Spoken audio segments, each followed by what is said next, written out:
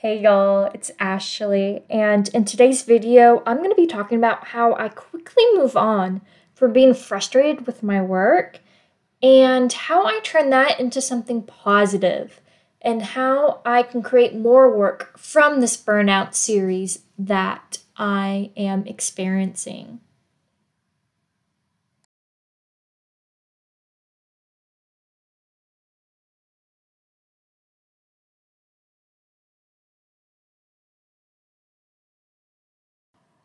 So, creating art is supposed to be relaxing, but honestly, sometimes it's the opposite, and that is okay.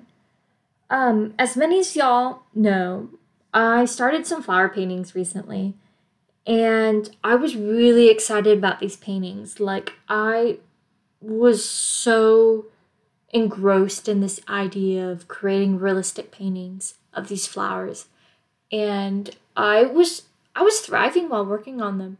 But as time went on, I started feeling burnt out from these paintings. I felt like I don't know. I was just, working on them. And then suddenly it was like, oh, I got to do this again. Honestly, I think it was the amount of layers that I kept doing in this painting. I wasn't getting the right color that I wanted. And so it just felt like ages, working on this. And it's partly my fault. I partly need to figure out a way where I can get stuff done in a timely manner. But I also think, because this is an art business I'm creating that I have, that is quite difficult to. Sometimes it's hard to work on stuff that you can't sell. And I think that was one of the big things for me was some of the other paintings. I'm not talking about the Great Piesis painting. I'm talking about the other paintings, even though I did get burnt out on my Great Piesis. But these other paintings I was kind of struggling on because I knew I couldn't really sell them because they weren't my photos. And so I don't know if I got burnt out from those, but I definitely got burnt out from my Great Piesis. And we are going to talk about it. So I want to share my experience with my Great Piesis, but I also want to give you some tips. And then also, I'm going to tell you how I find inspiration. But first, let's talk about my Great Piesis painting. So it's not this painting I'm working on, this is a landscape, but I'll talk about more about this painting later. But with my Great Piesis painting, it was like the first painting that I'm doing for a collection of paintings that I'm doing. And let me just get out the painting and look at it so I can talk about it better. So looking at my painting here, it actually doesn't look bad. But that's not one of the reasons why I felt burnt out. It was, I think I just kept working and working on it, and with the thought of school, as many of y'all know, I graduated about almost a year ago. It was a year ago, last year, but I've been struggling a lot with just getting stuff done. I was an overachiever, and I really enjoyed. I just I loved classes. I'll talk about this later, but I've been struggling a bit trying to get things done, and which is surprising coming from I was working on paintings. I think it was like we had like 2 or 3 weeks to work on paintings. So maybe and we only worked on paintings. Let's see. I had 2 classes for painting, and then it was during the weekend I would work on my painting. So maybe the problem is that I kind of work on the painting almost every day. And maybe I need to scale back on that. I should probably write that down. That's good advice, Ash. So we'll talk about that later because I do have some tips and stuff to help with your burnout sessions, and as well as um, some how I find inspiration. But I'm looking at this painting here, and it's very was trying to work on getting it as realistic as possible. And I think sometimes having that expectation, I'm saying it wrong, but when you have that thought in your head trying to get it as realistic as possible, I think sometimes that kind of that throws you sometimes. But working on this, it does look good. I'm not gonna lie. But I do see some like issues in it that I can see some of the some of it's just not the best. I'm obviously I'm still working on it. But it's coming along. But yeah, sometimes things just happen. You get burnt out, and I'm not really sure how that, maybe I was working on this, too much. Because when you work with oil, sometimes you're just playing with the paint because it hasn't dried yet. And it's probably what I was doing in this one a bit. I do see some spots where I could get back to. But anyways, let me put this down. Let me put this down and let's talk about some tips I have for y'all.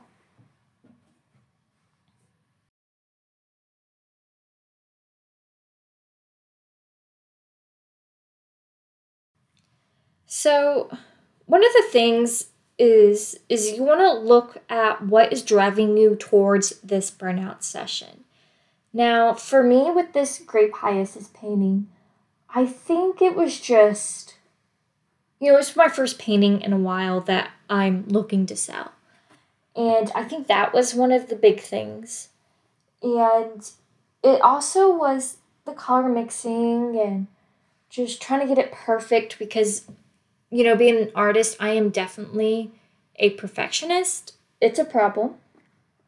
But, yeah, you just need to find out what is making you feel burnt out, not wanting to work on your piece. And then you want to decide the best route for you. So obviously I've started a new painting and that's what I did.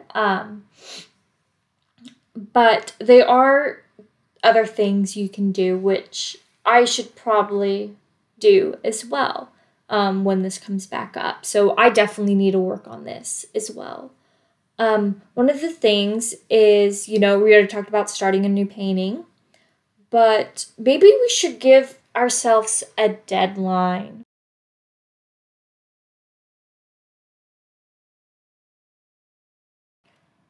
So, what I mean about a deadline is that, you got to give yourself time to work on your piece, but you also want to give yourself time to start working on another piece. And I had this, so in college, I have the story I want to talk about.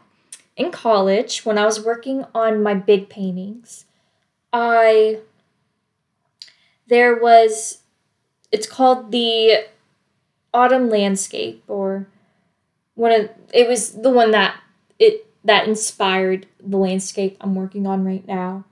But I felt like I just started it. I think I had a week to work on the underpainting, and I was struggling that week. I cried. My professor made me cry, y'all.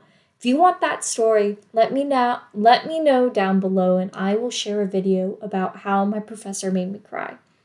But the next week, I just started the color. I just started putting color on it, and I think this was a Tuesday, and my professor says, "Y'all, this is due next Tuesday." And I was like, "What? Steve, do you really think I can finish this?" Like, I literally looked at him and I was shocked. But he told me that I could do it, and y'all, I did it.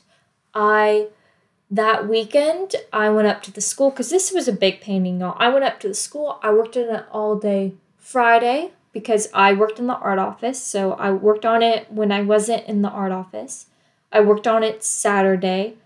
I think I might have came up on Sunday. I might have not. I don't really remember. I might have took Sunday off. But I worked on it Monday, and I literally worked on it 2 hours before it was due. And I've never been more proud of a painting before. And so giving yourself a deadline is really important because I do believe your best work does come out from giving yourself a timeline. So my next tip is sleeping on it. So you might just be exhausted. And I probably was with my painting, the Great Hyacinthus painting. I was probably exhausted. So getting yourself some sleep is one of the most important things you can do. Another tip I have is maybe take a break and work on a new medium. Like take out your sketchbook and just draw for a bit. Or something of the other. Just take a break because that is important as well. Because you need to make sure that you're getting the break that you need. Go to the bathroom, go grab a snack. Things like that is important. So this tip is kind of similar to the last, but maybe taking a walk and getting inspiration from outside is really important as well because you're getting some air and you're getting inspiration from the sky around you. And that is so important. Oh my gosh, y'all, I am dancing. Yes, so maybe even taking a dance break would work as well. My last tip is just finding inspiration. This could be searching YouTube for help or inspiration, or you could be, this could be on your walk. There's just a lot that this kind of goes with finding why you had this burnout. It could be because you're having trouble on it. And sometimes the best thing to do is research what you're working on so you can find out the best tips and tricks because of that. I've done that so many times with water paintings. And I actually did that with the autumn landscape I was talking about. I was really struggling with getting realistic ripples in the water. And I searched it on YouTube and I immediately found what I was looking for and it helped me tremendously. So, just trying to find inspiration to either help your problem or find a new thing to do. You know what I mean? Like, if you're going to start a new painting, maybe finding new inspiration for that new painting could help. And, sometimes finding new inspiration can actually help you with the current painting that you're working on. You never know. Now let's talk about how I find inspiration. So, I'm always inspired. I've already talked about this, but I'm always inspired by my past paintings. So, I never really fall short of inspiration. So, for my senior project in college, I used photos that my dad took for my paintings. And that helped a lot because I could see what he's looking at and I really enjoyed those photos. So I used old photos from my dad. I also really enjoy using past paintings. So, the autumn landscape one was obviously what I'm using for this painting right here. But I also have some flower paintings that I've done in the past that I absolutely love. Those I get lots of inspiration from that. But another thing is I have a best friend who lives in West Virginia, and we have a shared album on our phone of photos that she takes where she lives. And it's crazy because she finds these photos and she takes pictures because she goes, Ashley will love this, or this is so pretty, I think Ashley will enjoy this. And so she basically gives me permission to paint these photos. And I've done it before. I've painted many paintings from the photos that she sends me. The Great Hyacinths, those are from her. So this kind of plays off of that, but I find so much inspiration in the world around me.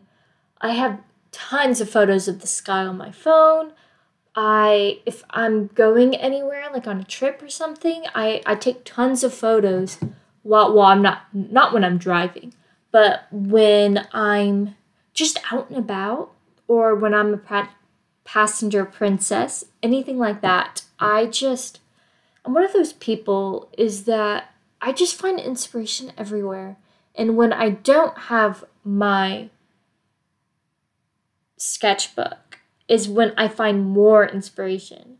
So I try to bring my sketchbook, but sometimes that doesn't happen and I just take my phone and I just take pictures, pictures, pictures. I've also found that I have a film camera and I've gotten a lot of photos from that film camera that I have. I haven't got them developed yet. But I tell you, I'm going to be so inspired once I look at those photos because I remember taking the photos and being like, "Ooh, this would be a great painting." Or, "Ooh, this is pretty," you know? And I've taken so many photos of trees, of flowers, of just rural landscapes. Another thing is going to Lowe's, y'all. One of my favorite paintings I ever painted was from a rose that was at Lowe's. How that kind of rhymed. A rose from Lowe's. That's what I should have called it. I called it the pink flower or the pink rose. But you get so much inspiration from just things around you. Like, like right now we don't really have flowers aren't really blooming. It's February. But or if you don't have a garden, you can just easily go to Lowe's or some kind of place that has flowers, and take photos. And you can walk downtown, get some photos. Like inspiration is everywhere. There's also Pinterest. Pinterest is like my best friend. I have so many boards of everything. And what's crazy, you can also use photos from your Pinterest that aren't really art related, just as long as you have copyright to those photos. And talking about photos, taking your own photos of certain things that you like, still lifes, you can make any kind of still life with anything. Your pet, your animal, go outside. Maybe there's a bird that's coming by. Just find what you love and continue using that as your inspiration. Sometimes watching TV shows. I watched Queen Charlotte, the Bridgerton kind of, I think it was before the show Bridgerton. And when I was watching that for the first time, the Queen Charlotte, I was just so inspired to draw everyone. It was crazy. So TV shows help as well. But let's get back to this burnout situation. So I'm working on this Great Hyacinths painting, and I suddenly feel burnt out. And I let it dry for a few days, and I do continue to work on it, but I kind of slow it down a bit. And I decide, to start a new painting, and as I'm doing here. And this one's going great. And sometimes you could be working on a painting or a new painting and think, man, I think I'm ready to do the other one again. And that's okay too. Sometimes having multiple paintings going on at the same time is fine. It's perfect because one is drying, you can work on the other. And that's kind of what I do sometimes. sometimes do this. I'm a perfectionist, as I've already mentioned, so sometimes I like to get just one done and out of the way. That was me in college. But I think now I need to really learn how to get a hold of, what I'm working on. And so I wrote this down a while back in this video that I need to scale back on how much I spend on these paintings.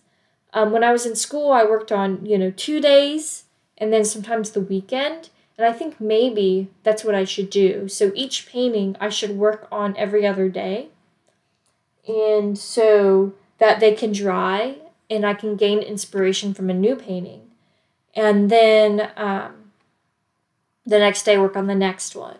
And I think I'm going to try doing that. So as this landscape you're seeing right now is drying, I can pull out my Grape Hyacinth and work on that.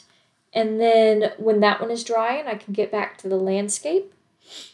And yeah, I think that's about it. If there's anything I'm missing, let me know down below.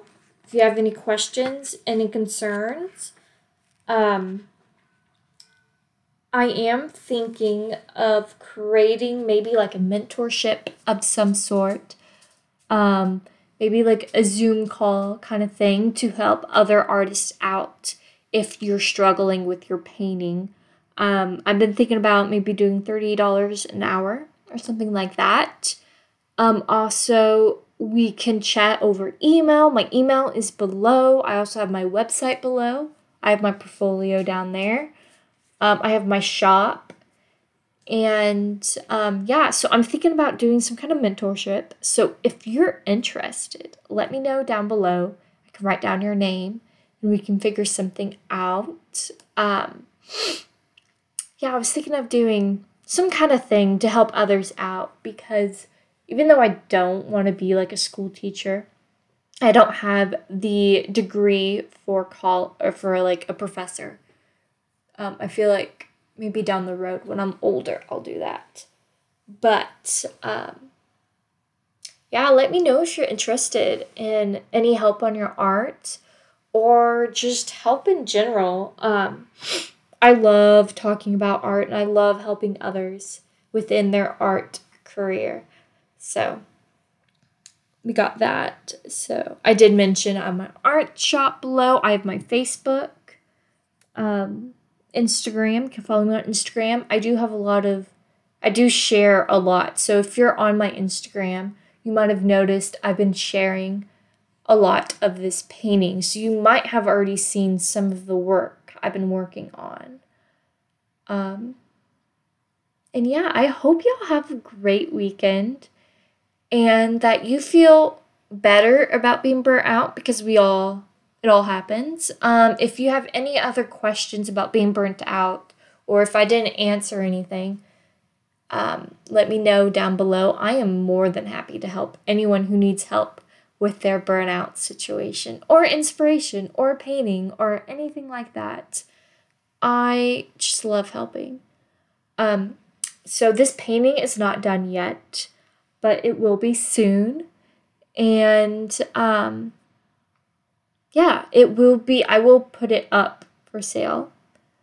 I think what I'm going to do is I'm going to create like a whole collection of paintings before I put them all up for sale.